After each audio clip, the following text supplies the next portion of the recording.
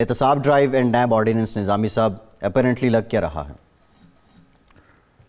لگ تو یہ رہا کہ جو میں تو پہلے بھی کہہ چکا ہوں کہ یہ ساری جو کیجولٹی ہوگی نا ایکسٹینشن والے معاملے میں، وہ اور پہلے بھی ریزرویشنز تھیں. سپریم کورٹ اعتراض کر رہا ہے اس پہ، اپوزیشن اعتراض کر رہی ہے، خود حکومت اعتراض کر رہی ہے، فوجی قیادت نے اس پہ اعتراض کیا.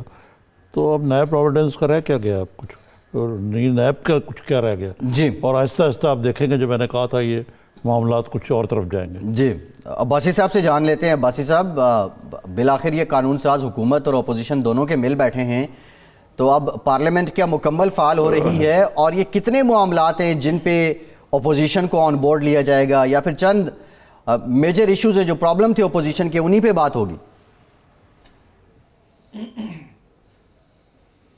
بہت شکریہ نظامی صاحب اور فیصل بھائی. میں سب سے پہلے تو یہ کہ ایک اچھا شگون ہے. آپ کہتے تھے کہ ہم لڑتے بہت ہیں، لیکن جو لڑنے والی باتیں اس پہ ہم لڑتے ہیں، لیکن کوئی قومی ایشو ہو جو کراس پارٹی لائنز ہو، جس میں کوئی پارٹی کا کوئی ڈفرنس نہ ہو، تو قومی ایشوز پہ ہم اکٹھے ہیں. اور اب اگلا ایشو ہے نیب کا. تو نیب مشرف صاحب کے دور میں انٹروڈیوس ہوا. عباسی صاحب آپ کی طرف آتے ہیں. عباسی صاحب آپ کی طرف آتے ہیں. سحر کامران صاحب ایشو ہے آپ کے؟ جی مائک کا کچھ ایشو ہے عباسی صاحب کا. عباسی صاحب آپ کی طرف آتے ہیں. سحر صاحبہ سیم کویسچن ٹو یو. یہ جو کنسنسس ہے، یہ جو اتحاد اتفاق، بڑے اچھے معاملات لگ رہے ہیں، یہ چند میٹرز پہ ہی ہے یا پھر دور رس ہے؟ بسم اللہ الرحمن الرحیم. آئی ایم گلیڈ کہ وزڈم ہیز پریویلڈ.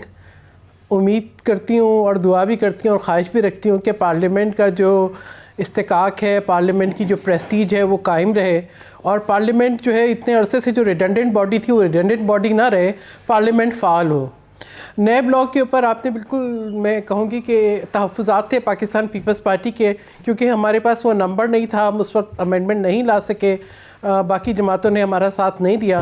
لیکن میں یہ سمجھتی ہوں کہ نیب کو جس طریقے سے سیاستدانوں کے خلاف استعمال کیا گیا ہے، کہ ایک ٹول بن گیا وکٹمائزیشن کا، تو جو تجاویز میرے خیال میں جو پرپوز کی ہیں پیپلز پارٹی نے، وہ بہت لاجیکل ہے. اور وہ جو ہے ان کا جو ہے میں سمجھتی ہوں کو سامنے رکھنا چاہیے، اور وہ ایک مثبت عمل ہوگا کہ اگر جو ہے وہ نیب جو ہے جو میڈیا ٹرائل کر کے کریکٹر اسیسینیشن ہو رہی ہے، اس کو تو بالکل رکنا چاہیے. اور یہ جو ہے گرفتاریاں بغیر کسی شواہد کے، بغیر کسی ثبوت کے 6 سے 7 مہینے گرفتار کر کے پھر پتہ لگتا ہے نہ کوئی کیس ہے، نہ کوئی شواہد ہے، نہ کوئی تانا بانا جوڑ رہا ہے. تو یہ ترامیم تو بہت ضروری ہیں. تو جہاں باقی ترامیم ہوئی ہیں، تو مجھے امید ہے کہ یہ امینڈمنٹ بھی جو ہے خوش اسلوبی سے جو ہے طے پا جائے. اور ہم امید کرتے ہیں کہ یہ جو فضا آج قائم ہوئی ہے، یہ فضا قائم رہے، کیونکہ پیپلز پارٹی پارلیمنٹ کی بالادستی پہ نہ صرف یقین رکھتی ہے، بلکہ اس کے لیے ہماری بڑی جد و جہد ہے، بڑی قربانیاں ہیں. جی. تو میری تو دعا بھی ہے، میری امید بھی ہے. باقی دیکھا جائے کہ اگر اس پہ کوئی یو ٹرن نہ آیا تو. جی یہ عباسی صاحب کی آواز ٹھیک ہو گئی اب؟ جی عباسی صاحب سے نظامی صاحب کرتے ہیں بات. جی آپ مجھے سن سکتے ہیں؟ جی عباسی صاحب آپ سے وہ سحر صاحبہ جاتے جاتے کہہ گئی ہیں کوئی یو ٹرن نہ آیا ہو، تو کیا اب اس معاملے پہ بھی کہیں یو ٹرن تو نہیں آ جائے گا؟ دیکھیں جی، میں پہلے بھی بات کروں، میری آواز نہیں آئی. میں نے کہا یہ اچھا شگون ہے کہ اپوزیشن اور گورنمنٹ نے قومی ایشو پہ اتفاق رائے کا ثبوت دیا. اور ایک بڑا اہم ہمارا معاملہ تھا آرم فورسز کا، وہ اس کی سارا ایک جو قانون بہتر کرنا تھا. اس حوالے سے ہم تو پہلے ہی ان کو کہتے تھے کہ آئیں اور بیٹھیں. اچھا ہوا کہ ان کو باتیں سمجھ آ گئی ہیں، لیٹ آئی ہیں لیکن دیر آئے درست آئے. اب جہاں تک مسئلہ نیب کا ہے، تو نیب کا بھی یہ تو ظاہر ہے ہمیں نالائق کہتے ہیں، لیکن ہم ان کو بہت بڑا نالائق کہتے ہیں کہ 5 سال پیپلز پارٹی بیٹھی رہی اور اپنی مرضی کی ترمیمیں کرتی رہی. نیب کے قانون کو یہ کالا قانون بھی کہتے رہے، تبدیل نہیں کر سکے. پھر ان کے دوسرے پارٹنر آئے، انہوں نے بھی 5 سال لگائے، وہ بھی نیب کو استعمال کرتے رہے. اور جب ہماری باری آئی، یہ دونوں اکٹھے ہو کے انہوں نے شور ڈال دیا. لیکن اب ہم سمجھتے ہیں کہ نیب کے 2-3 مسائل بڑے گلیئرنگ اس میں خامیاں تھیں. ایک یہ کہ وہ کسی پرائیویٹ انڈیویجول کو بغیر کسی اس کے جو اس کی شاید ڈومین بھی نہیں ہونی چاہیے تھی، وہ پکڑتے تھے، جس سے ایک انویسٹر پہ ایک ہراسمنٹ تھی، عام بزنس مین پہ ہراسمنٹ تھی. اور دوسرا بیوروکریٹ جو تھے، جس میں کوئی مالی فائدہ نہ لینے کی بات تھی. اور وہ بھی اس میں انوالو ہو جاتے تھے پروسیجر لیبس میں، ان پہ ایک اننیسیسری دباؤ تھا اور لوگ کام نہیں کر رہے تھے. لہٰذا یہ جو آپ نے کہا کہ نیب ہم نے چھوڑ دیا، اکاؤنٹیبلٹی چھوڑ دی، بالکل ایسی بات نہیں ہے. ہم اکاؤنٹیبلٹی بھی لے کے چلے گئے کیونکہ وہ ہمارا بنیادی نعرہ ہے، لیکن ساتھ ساتھ امور ریاست اور معیشت کے جو امور ہیں وہ بھی چلائیں گے. پاکستان کو لوٹا گیا ہے، ہو سکتا ہے وہ بی آر ٹی میں بھی لوٹا گیا ہو سکتا ہے وہ سرے محلوں میں بھی لوٹا گیا ہو، وہ جو یہ جعلی اکاؤنٹس میں بھی لوٹا گیا ہو، وہ بہت ساری چیزوں میں لوٹا گیا سکتا ہے. لہٰذا کوئی بھی اس سے بالا تر نہیں ہے. جنہوں نے بھی لوٹا ہے انشاءاللہ ان کا احتساب ہوگا، چاہے وہ ہمارے رینک میں جس پہ آپ شک کر رہے ہیں، چاہے وہ اس رینک میں جو لت پت ہیں کرپشن کیسز میں، ان سب کا انشاءاللہ اکاؤنٹیبلٹی ہوگی.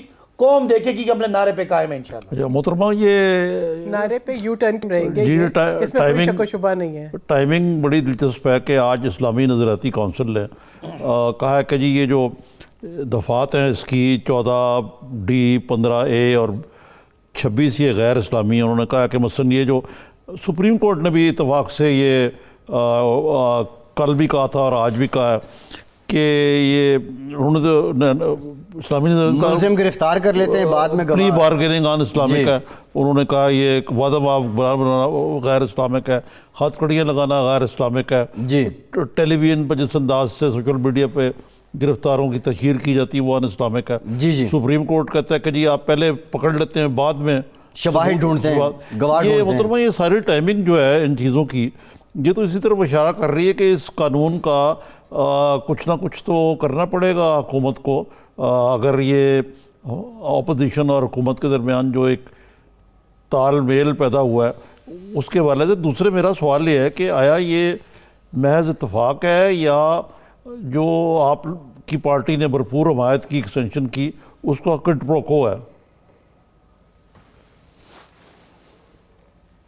دیکھیں بات یہ نظامی صاحب، پہلی بات یہ ہے کہ میں کہتی ہوں کہ غیر آئینی بھی ہے، غیر اسلامی. اب جو کانسٹیٹیوشن ہے ہمارا اس کا آرٹیکل 14 جو ہے وہ ہیومن ڈگنیٹی کو نہ صرف پروٹیکٹ کرتا ہے بلکہ گارنٹی کرتا ہے اس کو کہ ہیومن ڈگنیٹی کو. تو یہاں پہ میں سمجھتی ہوں کہ جو سب سے زیادہ استحصال ہو رہا تھا وہ ہیومن ڈگنیٹی کا ہو رہا تھا.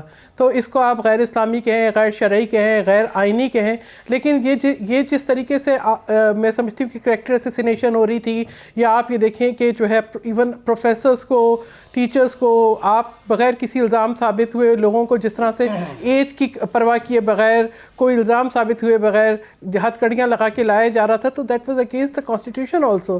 تو ہمیں اپنے کانسٹیٹیوشن کی تو رسپیکٹ ہم کریں، اپنے مذہب کو اور جو ہے وہ شرعی جو ہماری ہے پوزیشن اس کو بھی رکھیں سامنے.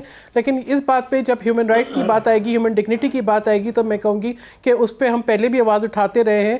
وہ کونسل آف اسلامک آئیڈیالوجی اس کو انڈیکیٹ کرے یا اس کو جو ہے کانسٹیٹیوشن کے ماہرین کرے، مگر دس شوڈ بی پروٹیکٹڈ. اچھا اب عباسی صاحب، اسلامی نظریاتی کونسل پہ آج فواد چودھری صاحب نے کہا کہ ان کی سمجھ سے بالا تر ہے کہ کروڑوں روپے اس ادارے پہ کیوں لگائے جا رہے ہیں اور کچھ جید لوگ آنے چاہیے وہ اس کو سنبھالیں.